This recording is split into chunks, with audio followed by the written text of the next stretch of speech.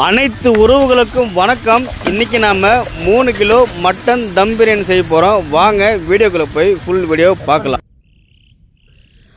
600 ml oil சேர்த்துட்டு oil நல்லா சூடானதும் பட்டை 5 கிராம், ஏலக்காய் 5 கிராம், கிராம்பு 5 கிராம், அன்னாச்சிப்பூ 5 கிராம் சேர்த்துடலாம்.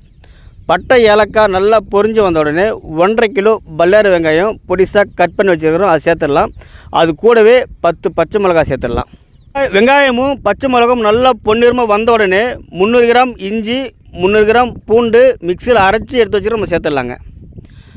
பூண்டு இஞ்சி 10 நிமிஷம் நல்லா வதங்கணும். வதங்குற வரைக்கும் நல்லா கிளறி விட்டுட்டே இருங்க, அடி பொறிக்கக்கூடாது.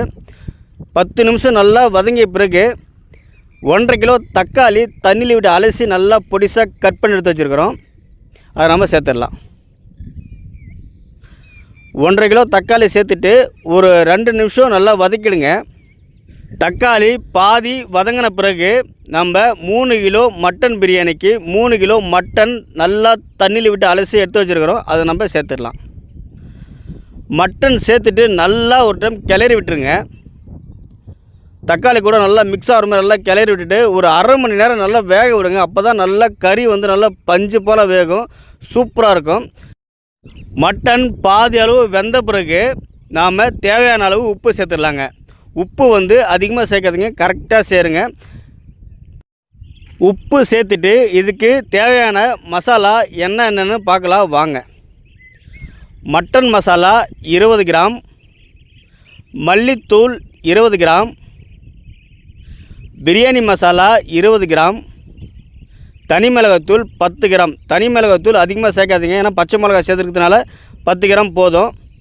மசாலா சேர்த்துட்டு நல்லா ஒரு டைம் கிளறி விட்டுட்டு கறி வந்து மசாலா கூட ஒரு 10 நிமிஷம் 15 நிமிஷம் நல்லா வேக விட்டுருங்க. மசாலா கூட கறி வந்தால் தான் பிரியாணி நல்லா டேஸ்ட் கொடுக்கும். மசாலா சேர்த்துட்டு தயிர் வந்து நம்ம 200 மில்லி சேர்த்துக்கலாம். 3 கிலோவுக்கு 200 மில்லி போதும், அதுவே புளிப்பாக இருக்கும். ஏன்னா நம்ம வந்து தக்காளி சேர்த்துக்கிறதுனால 200 மில்லி தயிர் போதும். தயிர் சேர்த்துட்டு ஒரு 5 நிமிஷம் நல்லா கிளறி விட்டுக்குங்க. கிளறி விட்டுட்டு இப்போ நம்ம தேவையான அளவு தண்ணி வச்சிடலாம். 3 கிலோ மட்டன் பிரியாணிக்கு 5 லிட்டர் தண்ணி வச்சிடலாங்க. 3 கிலோ மட்டன் பிரியாணிக்கு 5 லிட்டர் தண்ணி போதும். 5 லிட்டர் தண்ணி வைங்க, கரெக்டாக இருக்கும். ஒலை நல்லா கொதித்து வந்த உடனே நம்ம ஊற வச்சுருக்கிற அரிசி சேர்த்துடலாங்க. அரிசி நீங்கள் வெங்காயம் சேர்க்கக்குள்ளேயே 2-3 முறை அலசிட்டு ஊற வச்சுருங்க. அப்போ தான் சாப்பாடு கொஞ்சம் நீட்டாக வரும், நல்லாயிருக்கும். பாருங்கள், நல்லா ஒலை அரிசி போட்ட உடனே நல்லா கொதி வந்துடுச்சு. ஒரு 2 நிமிஷம் விட்டு கிளறி விட்டுருங்க. கிளறி விட்டுட்டு அடுத்து நாம் 3 கிலோ மட்டன் பிரியாணிக்கு 150 மில்லி நம்ம நெய் சேர்த்துக்கலாங்க.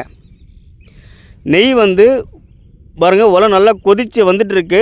இப்போ நீங்கள் நெய் சேர்க்கும்போது மொத்த ஃப்ளவரும் உங்களுக்கு கிடைக்கும். நெய் சேர்த்துட்டு அது கூடவே புதினா கொத்தமல்லி சேர்த்துருங்க, சூப்பராக இருக்கும். இப்போ சேர்க்கும்போது இந்தமாரி டைமில் வந்து புதினா கொத்தமல்லி சேர்த்துருங்க. சேர்த்துட்டு நம்ம ஒரு அரை மணி நேரம் சாப்பாடை வந்து தம் போட்டுருவோம். ஒரு 25 நிமிஷம் ஒரு 30 நிமிஷம் போட்டால் போதும். தண்ணி அளவாக வைக்கும்போது நீங்கள் வந்து 30 நிமிஷம் கூட வைக்கலாம். தண்ணி அதிகமாக வச்சா தான் ஒரு 15 நிமிஷம் 20 நிமிஷம் எடுக்கிற மாரி வரும். இப்போ நம்ம அளவு தண்ணி வைக்கிறதுனால நம்ம ஒரு 25 நிமிஷம் நம்ம தம் போட்டிருக்கோம்.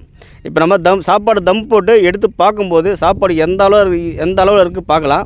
இதை முன்னாடியே எடுத்துருக்கேன் பாருங்கள். அதனால் அந்த அளவு தான் சூப்பரான ஒரு உதிரியாக 3 கிலோ மட்டன் தம் பிரியாணி பாருங்கள், சூப்பராக ரெடியாக இருக்குது பாருங்கள். இந்தமாரி ஒரு டைம் செஞ்சு பார்த்துட்டு கமெண்ட் பண்ணுங்கள்.